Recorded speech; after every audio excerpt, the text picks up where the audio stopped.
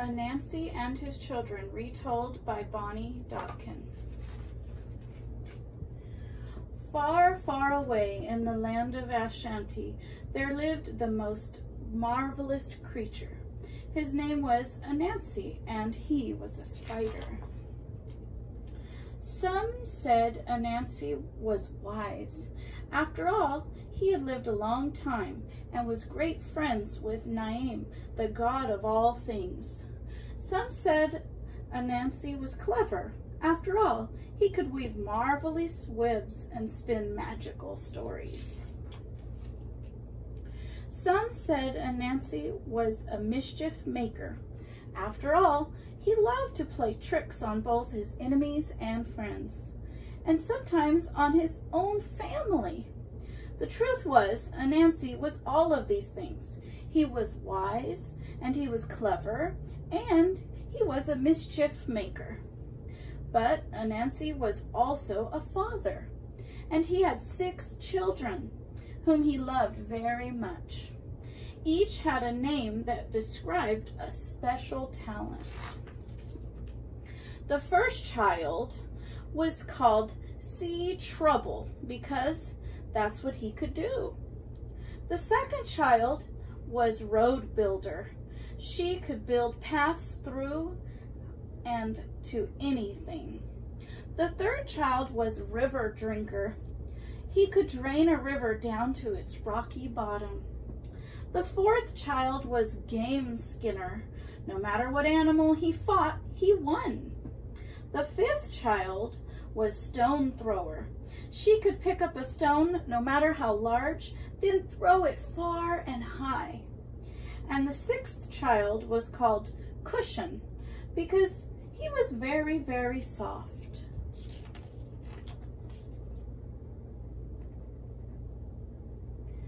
One day, Anansi found a strange glowing orb in the forest.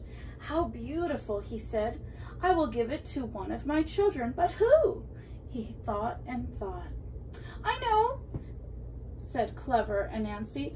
"I will go far away, and my children will think I'm lost. Whoever loves me the most will come to find me, and that child will receive the orb." So Anansi set off, but before he had gone far, wind came rushing across the plains.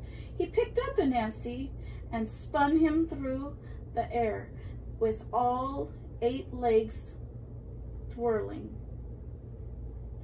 "Ho, ho," Anansi said. "It's time somebody played a trick on you," said the wind. The wind took Anansi across the plains, through the forest, and over a mountain. Then he dropped Anansi by the side of a river. "Goodbye, Anansi," laughed the wind. "Have a nice walk home."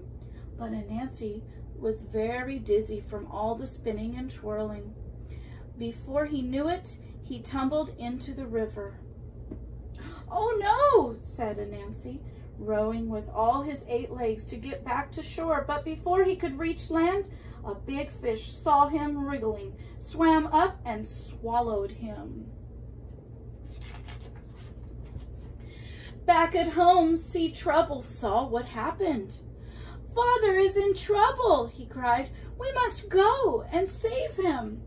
Road Builder hopped into action, and she spun a path across the plains, through the rivers, and over the mountain, and to the river. Now River Drinker went to work draining the water, and soon the fish were flapping on the rocky bottom. Next, Game Skinner split the fish wide open. Out popped Anansi. "My wonderful children," he cried. But before he could hug them with any of his 8 legs, a falcon swooped down from the sky. "Not again!" cried Anansi as he was carried into the air. Now it was Stone Thrower's turn. She snatched up a heavy stone and threw it with all her might. The stone hit the bird, who screeched and squawked and dropped Anansi. Cushion scrambled underneath to protect his father from the fall. What a happy tangle there was as Anansi hugged his children with all his 8 legs. But then Anansi realized he had a problem.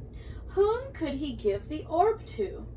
He had called to name the God of all things. Help me name, who shall I choose? After all, Sea Trouble saw my danger and called for help. Road Builder brought my children to me. River Drinker drained the river that hid me.